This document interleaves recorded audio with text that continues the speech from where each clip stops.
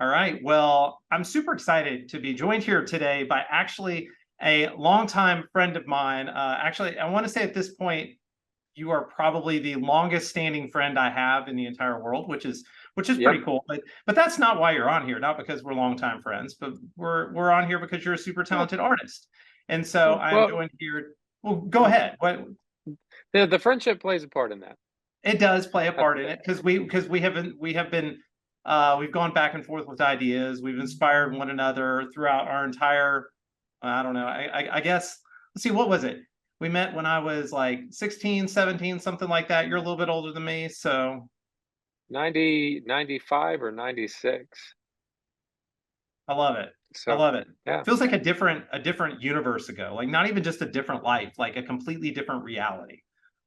I've definitely changed over multiple times as far as my worldview, my perspective, my concept of self, all that. You go through these milestones, I guess probably from your early 20s to your 30s to having kids and all that stuff, and your worldview, your creative view, all that all that stuff changes. It does, and it's just kind of inevitable in that. But yeah, so I'm Jay Fitzpatrick Malden. I'm a science fiction writer, currently based out of Atlanta, Georgia, originally from Birmingham, Alabama, and I'm joined here by none other than my good buddy Dave, as we have already established. And so, Dave, tell us who you are, what you do, and yeah, just tell us about yourself. So, my name's David Jolley. As Patrick mentioned in his introduction, we've been working together musically, through also through his books. Early on, when Patrick first started writing, um, uh, he started in kind of a fantasy Tolkien-esque world, which at that time I was playing Dungeons and Dragons with some people, and the character art from the D&D books was really inspiring. So when Patrick had started sharing his ideas, I began geeking out very quickly and generating some visual content to accompany that book. So yeah, that's Patrick and I started creating, collaborating together in his endeavors during that time, and that's just continued on over the years. I think you've been sharing back and forth a lot of your ideas. I think one of the things really exciting is I get all the sneak peeks into what's coming. So I'm able to be there as you're developing and shaping your ideas and reading your notes and seeing your sketches. And it's absolutely fascinating to me because the amount of content that you generate in a book far exceeds what I, as a visual artist, capture in a snapshot. I feel like I have Polaroids of scenes, whereas when you're shaping your content, you're getting into personality profiles. You're doing a lot of study on certain scientific theories that are out there. There's a tremendous amount of content you're trying to tackle all at once, and yeah, it's mind blowing to me because my focus only lasts personally about an hour to 2 hours of creative content, and sometimes I lack the discipline to even come back over and over and over again for 3 years. So, And your detail though is absurd. So just to give everybody a little frame of context, so definitely, Dave, you mostly started in like sketching things, so sketching like pen and pencil and all that kind of stuff. But you kind of worked and branched out into a lot of different mediums over the past few years. I guess technically you're a mixed medium artist in that sense for your visual arts. Would you say? I am, and I throughout the process over the years, I started out being really inspired by some of the early content I was exposed to as a child. And Calvin and Hobbes was a really big, Bill Watterson from Calvin and Hobbes was a big inspiration for my work. I started becoming infatuated with these fantastical ideas he come up with. I mean, literally, he's probably the only artists I know of that conceived of throwing a tyrannosaur in an F-14 and somehow managed to draw a Tyrannosaurus flying an F-14 Tomcat, flying a bombing run over a bunch of Triceratops off in the background on the ground. And his perspective, how fast his line work is, was really inspiring to me. So I started out with a lot of pen and ink drawings that just I mused a lot on that content. So I wanted to draw fast, fluid, and effortlessly. So for years, I just worked on movement. Um, Subconscious, almost like it was a planned out thing, but that's what I really desired in my work. So as a teenager, that movement led me into graffiti art, and a lot of graffiti art, as you see, I mean, apart from just what you see on the side of the building, there's a lot of flow and movement in that line work. It almost looks like one fluid motion. So trying to capture that in my work and what I do. So I had forgotten yeah, about that with the graffiti art. That's yeah, that's a throwback. Hang on, and it just reminds me. You point out to Daz on the I-20 up on the interstate, and that guy being his crap being everywhere. yeah. That's so weird. There's a lot of there's a lot of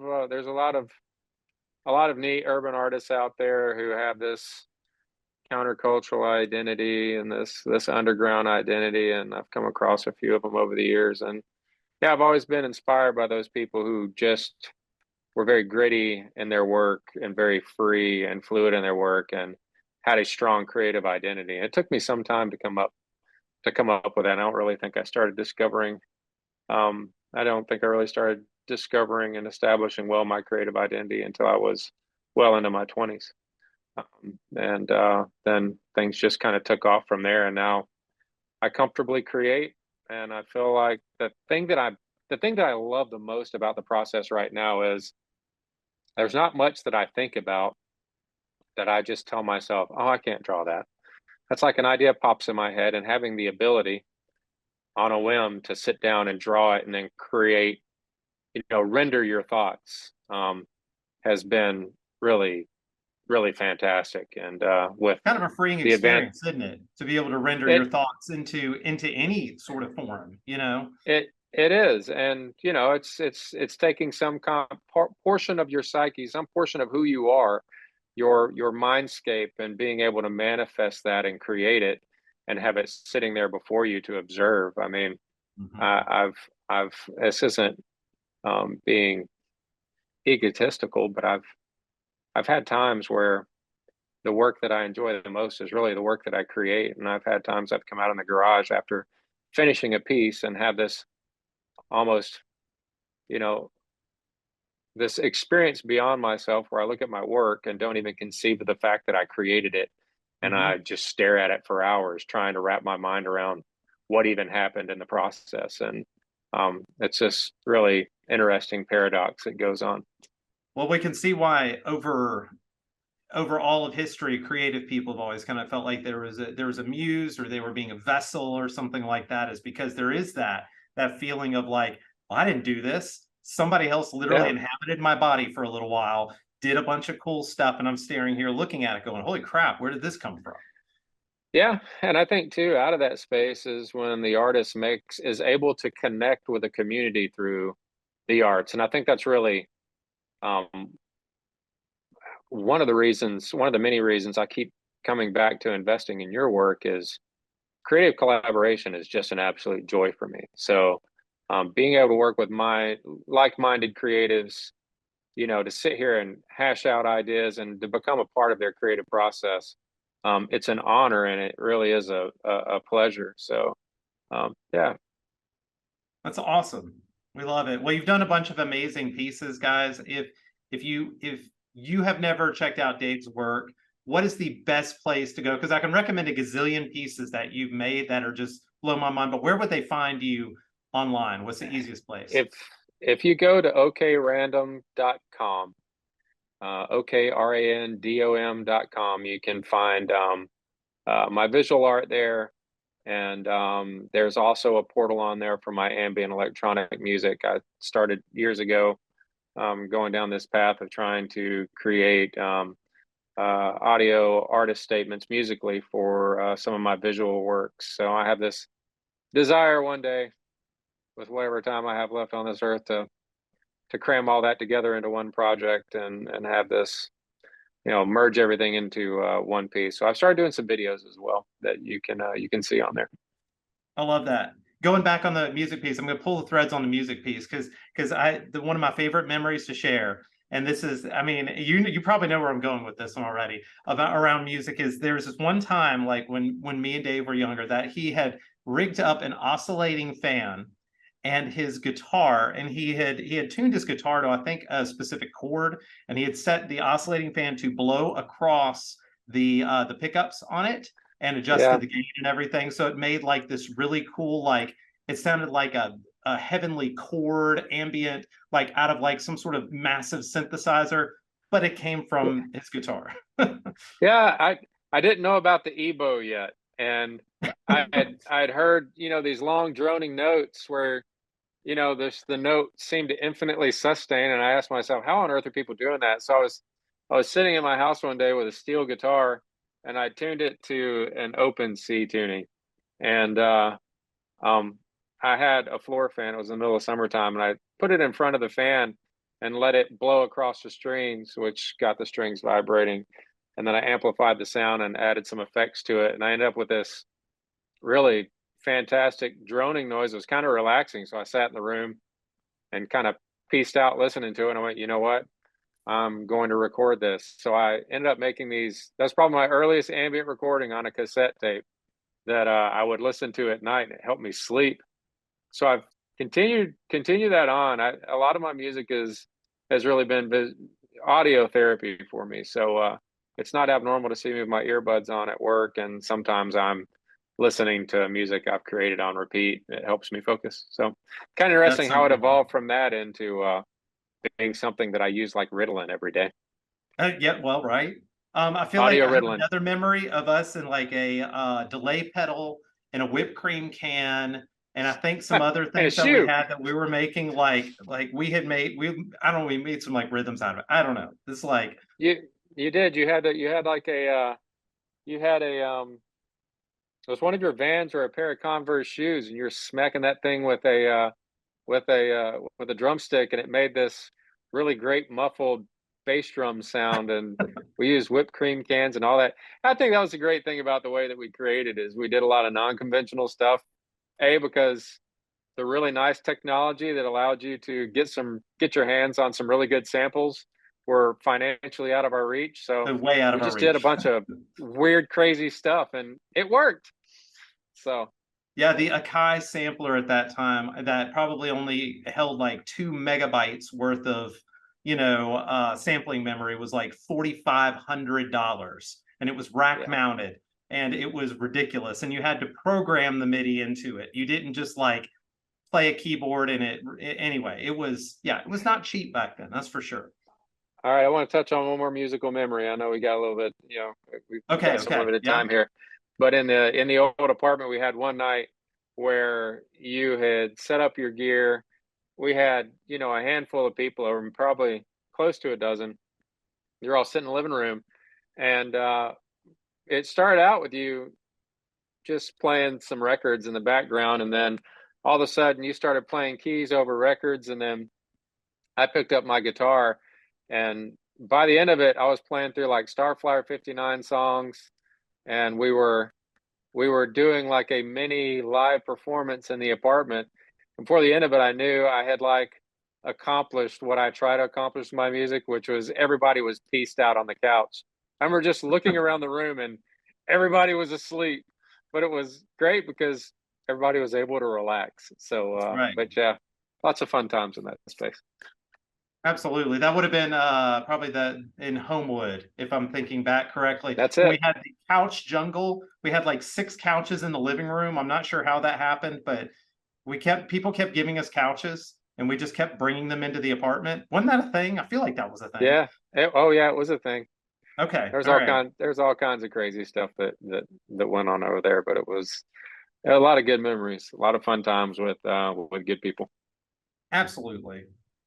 So speaking so back on your stuff, OKRandom.com, what is your favorite art piece that you have worked on in the past couple of years?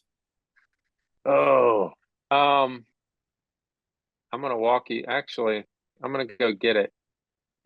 We're gonna walk to it. So, probably within the last year, I started breaking away from more of my complex, I say my more visually complex works, and was really trying to dig into um, a lot of the drawings that I enjoyed as a kid. So, trying to trick my adult brain to draw like a child, but refine the drawings of my youth into something that's a little bit more uniform. And I came up with this piece that's just kind of like a cityscape piece from downtown Birmingham, and um, it's on a wood panel.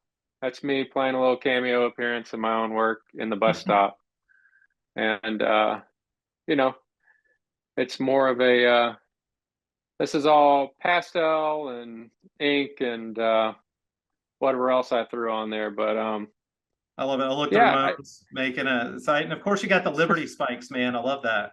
yeah, absolutely. So, this goes back to the time that we spent in Birmingham, going to a lot of punk rock shows and metal shows, and just all of all that part of that culture that I was revitalizing. So, part of the style that I was working through while going through that piece was drawing really loose, like we would draw when we created flyers for shows. So, a lot of loose, gritty illustration, and so yeah, that's probably one of my favorite pieces. And I'm trying to think of, yeah, that one sticks out to me right now.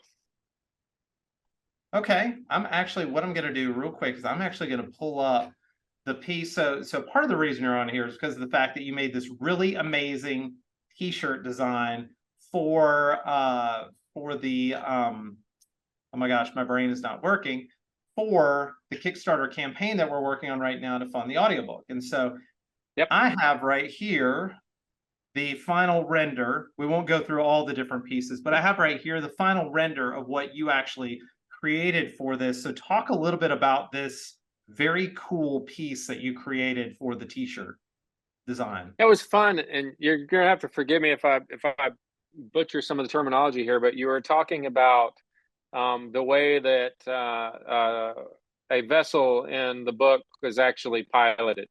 So as you were describing somebody suspended in within a type of a type of a vessel, or a container where there's either liquid or whatever else, with connections connected to the actually pilot that's mentally already tied into the ship, almost neurologically tied into the vessel. Yep, you And nailed so it. so there's a lot of imagery that had popped into my head. And so I started going through some Google searches, looking at random stuff, and I was having a hard time anchoring myself to the thought, which was fun. So I just started drawing something that looked like the class for a robotic welder, and beneath it I put a circle, which you see around the object here. It kind of looks like a fishbowl in the original rendering, but I bleached out a lot of the original detail because I like the fact that it looked like a star. But anyhow, put the person there in suspended animation in the middle of it with all of the other doodads connected to it, and it was really, rather than being something that was in depth and technical, I just started creating some line work that left room for the imagination to define what it actually was. It's one of the things I like to do in my work. It may sound a little bit like a cop out, but I like to leave room for the viewer's imagination to fill in the gaps. And I think that's kind of what happens with literature in of itself. So Absolutely. it's providing enough visual input to lead the imagination back to the text and back to the image. So you don't give away too much, but there's just enough content there for the imagination to take over. So I consider this piece more like a visual hook for the book that when somebody actually reads about this portion, um, uh, this piece of the book, they're able to make some connections, and I'm sure that all this white space on here will then be filled in by somebody's imagination. And so, Absolutely. yeah. Well, that's one of the interesting things when I was talking to you about this that I always find interesting is like when someone reads it, they see it a little bit different. It's the same with any book. Like I read a book, I see it seen a certain way. My wife reads a book, she sees it a certain way. I explain this to you, you see it a certain way. I had drawn this similar but very different, like our creative process and the way our brain works and everything. And it's so cool to see your artistic license around this. So for anybody not as familiar, there's a concept in the book I call a star sphere. And the star sphere actually came from the short story. It was actually kind of what inspired the entire series originally. And it's this idea that, and it's been explored before in science fiction. This is not like it's a completely brand new idea, but I love this idea of wearing a ship as your body. And like, what would that look like? So we would have a virtual space that we operate in, but the ship itself, like our body, would have to be protected from G forces and everything, or we'd kill ourselves by accident. It would just happen. And so when I started doing research on it, one of the best ways to be able to protect the body from being able to be hurt from G forces is to suspend it in a kind of liquid. Now, I say water or a kind of liquid in the story. I'm not sure if I'm super specific about that, but in the story, this allows them to be able to handle those G forces at much higher levels. They're connected to the ship itself through a series of connections, kind of matrix style. And then, of course, I'm not going to ruin the plot points on why the pilot in here has a cybernetic left leg and a cybernetic right arm. I'm going to leave that completely up to your imagination. Read the book and find out. Also, there's a cat down here. I'm not going to tell you why there's a cat either. I want to tell you the explanation for those for what you just described, having one leg and one arm and the cat. I was really anchored to that. It's extremely cool. So yeah, one of the many fantastic details that you'll read about going through this work. Awesome. Well, Dave, it's an amazing t-shirt. I love it. And I'm sure we're going to end up doing some more stuff around this project with you in the future. Once again, guys, if y'all haven't checked him out, you should do it at least by now. OKRandom.com. He does amazing work. He also does commissions. Sometimes I'm just saying, if you ask nicely and are willing to pay, he might actually do commissions too. I'm just saying. Super talented. Has done really big pieces, has done small pieces, obviously. And so it's all very cool. Yeah. Thank you. I really appreciate that, Patrick. Absolutely. So, Patrick, of course. Hey, I want to ask you some questions. Okay, go for it. Yeah, you don't get here to have all the fun poking away at me. So so your creative process is, as we were sitting here talking about, what inspires me, and even looking back at that particular piece, describing how it's shaped. How on earth? Let's go back before the Foundry. How do you pick a point and say and anchor to it and go, this is going to be the start of a book, and I'm now going to turn this into a 3-year investment? Like, at what point do you reach the point from hashing out an idea on paper to the point of no return, where you're obsessed with it and you just can't put it down, and you're now on your path to making a book? That's a really excellent question. And every story that I've ever written and I've ever invested a lot of time in, there was first an image in my head, a picture that I could not get rid of. And with that picture came some kind of feeling, some kind of emotion, some kind of anchor in a sense. Funny enough, for the first major project that we were talking about originally, was called White Castle. That was my first book. It later got called the Embers of the Endless Watch, which I'll eventually rewrite and redo that for the 19th time. It's my Dark Tower. It's okay.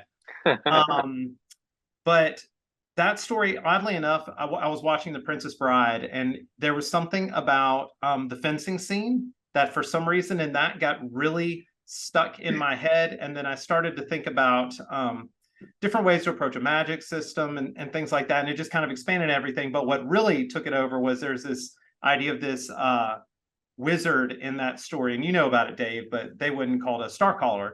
And the Starcaller is this person that wears the special jewelry and allows them to basically tap into the cosmos, to be able to manipulate reality through the power of thought. And it was just an idea I couldn't get rid of. So I kind of built my whole story around that particular thing. I had this picture of this kind of quintessential old wizard with like the big robes and all the talismans and stuff, and they could control the cosmos and reality. And I thought that was a really cool and compelling idea. That's early Patrick, still in those days. But that concept I really loved. I liked the star collar concept a lot. That concept sketch I worked up for you for that character. Pretty amazing. And we I will really come back enjoy to collaborating that. with that idea. I Yeah. don't want to go too much on what the central part of the story is, but it had to do with an alien spaceship and in a fantasy setting. But anyway, there's another book that I wrote several years later. It was called The Two That Remained, and it was definitely during like the zombie craze. And I wanted to write an apocalyptic story that wasn't about zombies. So I wanted to write a different kind of apocalyptic story. And the image I actually had in my head happened from having a kid. And so I'm pulling my daughter through our neighborhood on her little rolling wagon, and she's sitting in the back of it and she's just babbling. She's got a toy, and this picture popped in my head. And so essentially this picture was of one of those wagons that you would pull in your garden, that you would hold a bunch of garden tools in, but you put a cage over it. And the person pulling it is carrying a spear over their shoulder, and their 2-year-old child is sitting inside the cage playing on some sort of tablet device as they're walking through this apocalyptic setting. And that was an idea that never got out of my head too. Like, I could not let that rest, of this idea of like this dad pulling his daughter in a cage through this apocalyptic setting. Now, it's to protect her. It's not to, carry her off somewhere to be eaten. And there were no zombies, but still, there's this one picture that kind of stayed in my head. And then the same thing kind of went for Chasing the Signal, which is what inspired the Foundry, which was this idea of like, what would it feel like if I close my eyes? What does it feel like if I was like piloting a spaceship with my mind, with my body? What does that feel like? Rushing over the clouds of the gas giant, skipping across a star, pulling these high G turns, fighting these space battles, seeing things you've never seen before, experiencing the universe essentially as you're like a entity floating through it. And this idea just would not leave me. That progressed even further to go even deeper with the Foundry itself, because there's this concept in the Foundry of this universe spanning entity, that the reason it exists is to try and make sure that life proliferates as far as it can in the universe. So it helps us all play nice, and it helps us all survive very critical moments in history, but its motives are mixed. And so this idea of like this unknowable intelligence, this not necessarily could be an AI, could be controlled by something else, who really knows, and that basically pushing the hand of fate. So this picture, they all kind of come with this picture and a question. So that there's the picture comes first, and then the question, kind of a what if question. And so, for the Foundry, it's, what if we were at a crisis point in history and some sort of entity reached out to us? Would it be a friend or would it be a foe? Yeah. Could it be both? So yeah, back to your creative process. Is there any media that you consumed while coming up with these ideas that influenced your work specifically and into your science fiction work here, that was tied into space? Like, I think of games you played, music you listened to, movies you watched. Is there anything that's been a heavy influence on that? All of that, I would say. Definitely a lot of books. I mean, Yeah. I read a ton of books. Alistair Reynolds has been a huge influence on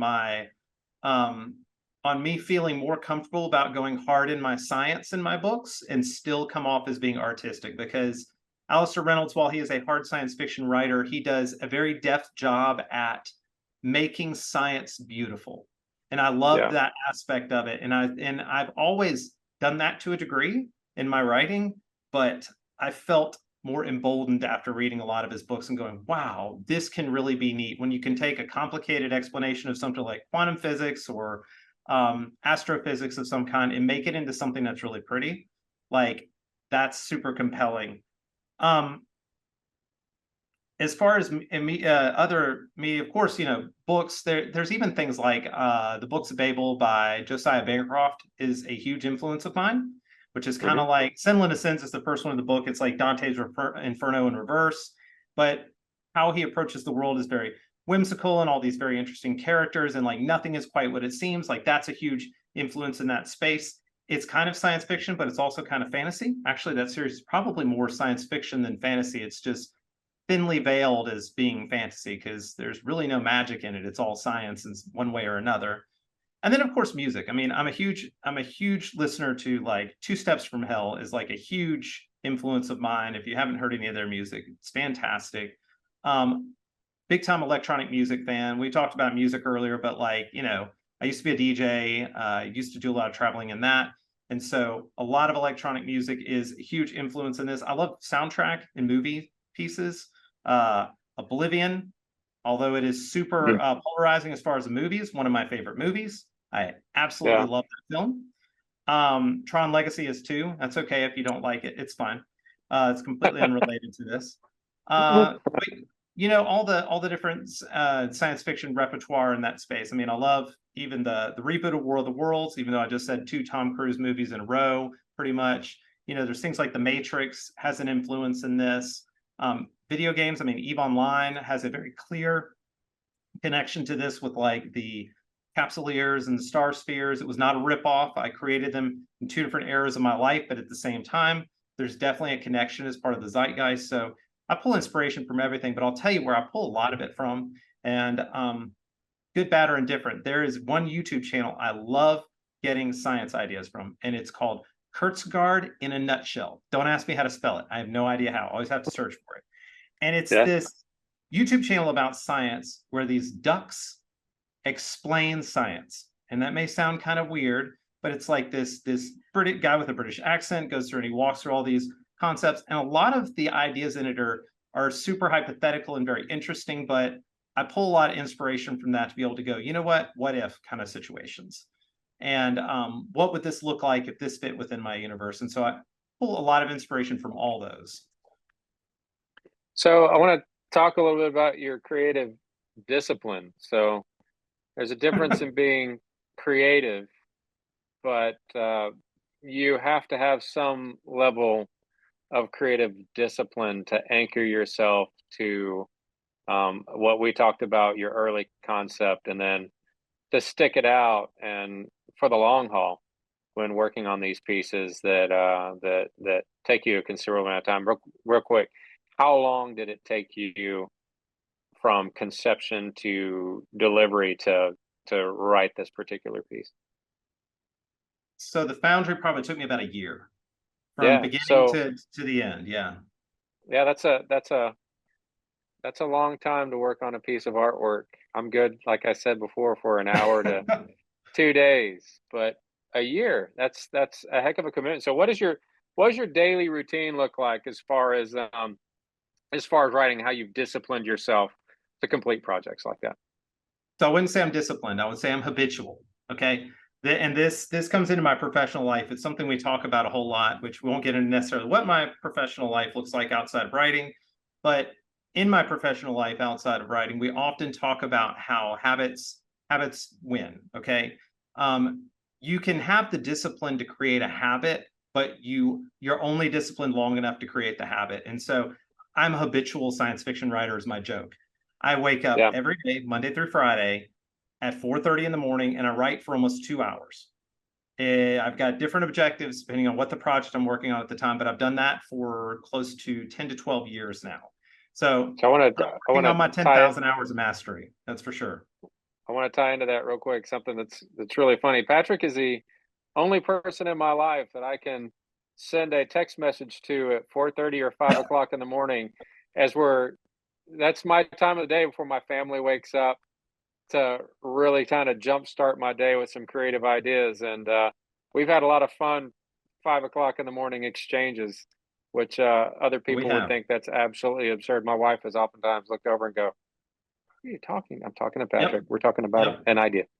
Yep. My So, wife has sorry. done the same thing. Yeah. And All right. well, and so it is about building the habit. That was the big thing for me. So once I put the habit in place, and I just said, you know what, I'm going to do this. You just said something also. You said with your kids, that's outside that your kids and your wife and your time. Like that's why I do it, is because I want to give my full attention to my family during that time. Yep. And so the way that I create that space is by operating within a time period that they are not awake and they're not active and they're not doing things. They're sleeping, they're having their dreams. That's fine. And so I Yep. wake up and I make that happen during that time period. I keep track of it. I have a schedule. I have a calendar to make sure that I actually do keep track of it. And I look every single month and see how much time I've put into it. I protect that time fiercely. And like I said, depending on what part of the project I'm in, depends on how I utilize that time. So some mornings I sit down and write. Some mornings I sit down and research. Some mornings I sit down and edit. Some mornings I sit down and plot. It really just depends on what part of the process I'm in. Yeah. So I'm thinking, after putting your book out there for people to read, you have some early adopters who would come in and proofread your work before you release it to everybody else. And, you get a sampling of a reception from those who are in your inner circle that read those works. And then you release it out into the terrifying and wonderful and beautiful and obnoxious world of reviewers out in cyberspace, where you get everything from people who actually read the book to those people who like to just go crap on an idea because they can, as they're scrolling through content. But rather than looking at external reception to your work, looking within yourself, what do you think about what you wrote? Well, I'm proud of it. I'll put it that way. Yeah. I'm definitely Is proud of there, it. I mean, is it perfect? No. And I think any artist would say that. They will always find 1,000 ways they could have done it different. Would it yeah, be better is always a question, but they could have did eh, different ways. They could have done it different. And so I'm not going to say it's the perfect story. I am going to say when I finished writing it, I was like, this is the best story I've ever written, and the next one's going to be better.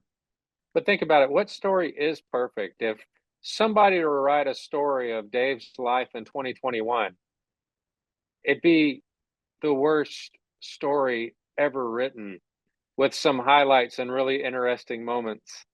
So maybe we can tie in the little inconsistencies that make the story seem like it's not perfect, to making it a little bit more realistic, because there's a lot of facets to our reality, or any reality, that are just kind of chaotic elements. So Oh, yeah, there's some inconsistencies between the short story that inspired it and the novel. Some of yeah, those are intentional, some of them are unintentional. For example, I used the term torch drive in the short story. There are no torch drives in the book. I call them fusion drives. Little stuff like that bothers the crap out of me, but they were not created to be part of each other. I've just made them canon. So okay. yeah. So what is something that you are very proud of in this book, and maybe yeah, something that has really excited you about this piece? You look at it and you go, man, this is good. I like this. Well, I'll tell you, it definitely pushed me in some ways I'd never been pushed for. I'll be totally transparent. So going back to my first novel, kind of I joke is my magnus opus. I don't know if it actually is, but so Embers of the Endless Watch. I wrote the first book in that series and sent it to a peer partner of mine and said, "Will you read this book? Tell me if you like it." And this was her review of it. Okay, she said it was a beautifully written book with a very imaginative world that was completely unsatisfying. And An honest review. I thought I had been stabbed in the gut, and I sat that book on the shelf and I've never touched it since working on it. I don't even know if How I've many even read pages? any of it since. How many And pages of content was that? oh, it's like a 650 page book. I It's thought it was not a a short. pretty. That's 650 pages that somebody said, nah, So that would burn. she said that first, but that wasn't all she said. She had a couple other pages of things. I just wasn't in the frame of mind to accept it. Writers and artists will get this, especially people who've dealt with an editor before.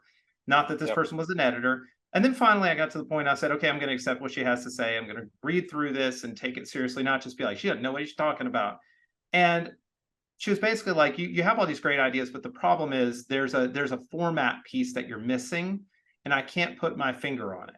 And so she Yeah. recommended this book called The Story Grid, which it's a book on editing. And I read that book, and I understood the model outlined in it of that there's 5 key things that a story needs. It needs an inciting incident, a progressive complication, a climax, or a crisis, a climax, and a resolution. Yeah. And if it doesn't have those 5 things, you can write a story that feels incomplete. Yeah. And so that's what it was, is that my story didn't create a sense of catharsis in the end. And once Yeah. I came to realize that, when I was outlining the Foundry, I said, I'm going to be as intentional as I can be plotting this book. I'm going to write every scene in this book to have all the pieces that it needs. And I'm going to make sure not to force everything in the box, but naturally let them flow into those pieces. And that's what I did.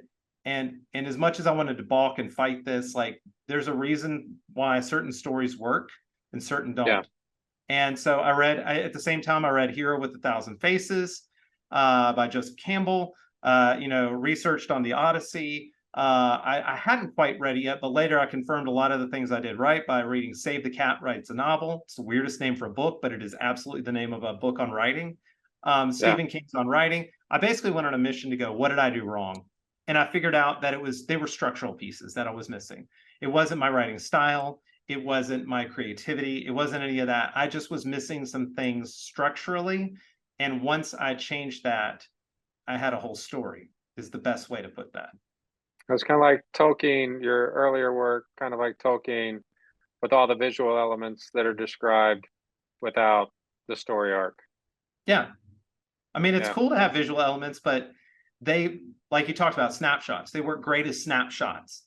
They Yeah. do not Yeah. they make a disjointed narrative. And you have to have arcs. You have to, I don't think I fully understood what an arc was until I read Story Grid. And then I was like, oh, I finally get this. So a character has a reason they go on this journey, things get worse, they come to a moment of crisis where they have to make a decision. They choose what that decision is and they have to live with it. And then here's the consequences of it, good, bad, or indifferent. And then it repeats. There's a reason that they're where they are. What is that? Things get worse, and it's kind of this cycle of action reaction that happens. And so, yeah. All right. So selfishly, I'm going to indulge a little bit more and ask you another question that's I'm really curious about. Okay. Um, how do you deal with burnout in your creative process? So reaching that point where you're exhausted, you're tired, whether it be life is throwing you a lot of curveballs and you're not making time for your work. How do you get yourself back on the rails? How do you rally? So I do less for a little while. Yeah. I'll sit down at my computer and go, you know what? If I write one sentence today, I won. It's fine. I Yeah. do research. That sounds weird, but like when I get No, that stuck, makes perfect sense. I do research. I read. I change. So I don't read anything, of course, during my writing time, but I do in my commute. I do when I exercise, all that kind of stuff. And so, and when I go to bed, I've always got a book by my bed, so I may readjust what I'm reading at the time, Yeah. and those sorts of things. And then, of course, just try to get some extra rest. Oftentimes, I've noticed when I don't feel inspired, I'm tired, like physically tired, and I just need to get some sleep. It could Yeah. be that I have a 9-year-old that is a little high strung and I'm worn out from that. It could be work has been busy and I'm under a crazy initiative at my normal professional career, things like that. And so physical rest is always a good place. Sometimes it just takes just hanging out and talking to friends like you and being Yep. able to reconnect and get back to the things that really matter, just get a little encouragement. So all of those things tend to help to get me back on track. I will tell you, there have been times where I've been creatively tanked, and I'll get a text message from you at 5 o'clock in the morning saying, "Hey, what do you think about this idea?" And that's what I like about things like working on the T-shirt design for you. I was in a bit of a creative drought. You pitched me an idea to anchor to, which reduced the amount of overhead I had to do mentally to come up with a come up with a cue, and you provide the cue, and then I run with it, and that gave me some steam to create some more work after that. Actually, that piece started a flurry of works that I was creating with my iPad after doing it, and I found a way to more quickly and efficiently, which my biggest issue right now when creating is time constraints. Yep. So learning how to work faster and having a product that you really like is beneficial. So I don't know if I told you that or not, but yeah, that t-shirt design, I learned some new tricks that I just stumbled across while making that piece, and I exercised that almost obsessively for a week to 2 weeks after that, creating some additional works following that. So Well, I yeah, I love that. appreciate that opportunity. It Of helped. course.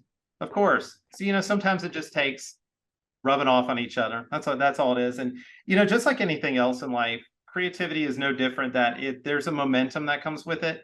And if you lose your momentum, sometimes it's hard to get it back. But once you have it, if you can keep it, if you can keep up your momentum, there's nothing that can stop you. Yeah. All right. So I had one more thing that I was going to, yeah, no, I think we covered it. I think we covered it. Okay. So do you have any other questions for me? No, this has been great, and I appreciate you. I appreciate your time as always, man. I know it was kind of difficult for us to fit this in, so we made it work. That's what we always do. We can't do this at 4 o'clock in the morning. Both of us will be looking wretched. It's okay. Nobody I wants to work see better when we're winging it. Feels more that. like a natural conversation. Well, awesome. Well, Dave, I appreciate you. Once again, you can find Dave Jolley at OKRandom.com. And then the whole reason we're doing this is the Kickstarter campaign. And so the Foundry is going to be out on, it's going to be on Kickstarter, or it already is, depending on when you're watching this. As of May 15th, Andrew Tell is going to be doing the audiobook. He's an amazing narrator, has over 200 plus titles on Audible. So we're super excited to have him. And we're looking to really just bring this project to light, not just for the audiobook piece, but to ensure that we have the rest of them and do some fun things along the way, like t-shirts from Dave Jolley. Like, that's a super cool piece. There's gonna be stickers too of the design. We added that to it, which is gonna be fun. But yeah, so I hope you consider being a supporter of the Kickstarter campaign. I hope you would consider being a supporter of Dave Jolley by going to buy some of his amazing art at OKRandom.com, and we will see you guys later. Real quick before we go. Yeah. Real quick. I want to throw a note on the audiobook version of this. I struggle sitting down and actually reading content, but it's Andrew Tell, correct? Mm-hmm. Okay. So his narration of this book is fantastic, guys. If you have an opportunity, and this is not just me trying to promote my friend's work, while that's a byproduct of this, it really is fantastic. It's great to listen to. It added another layer of dimensionality, of dimension to your work, rather. That it was, the voice acting is phenomenal. So the guy's ridiculously talented. It's great, and I think it is a wonderful way to serve up your work. And obviously, the hard copy, do both, because the hard copy is great to have in hand as well. Well, and for those that are going to be in the Kickstarter campaign, a couple of the reward levels may include a signed copy of it by me too. Just may or may not. You may want to check that out. So thanks. I appreciate it, Dave. That's awesome. Thank you. All right. Awesome. Hey, thank you guys for your time. We appreciate it. And support the Fix mission, because Earth needs you. We love our planet. It's our home. A pale blue dot in a sea of nothing. Unique. But we messed up. We didn't take care of it. And now, we have a chance to fix it all. Support the Fix mission today.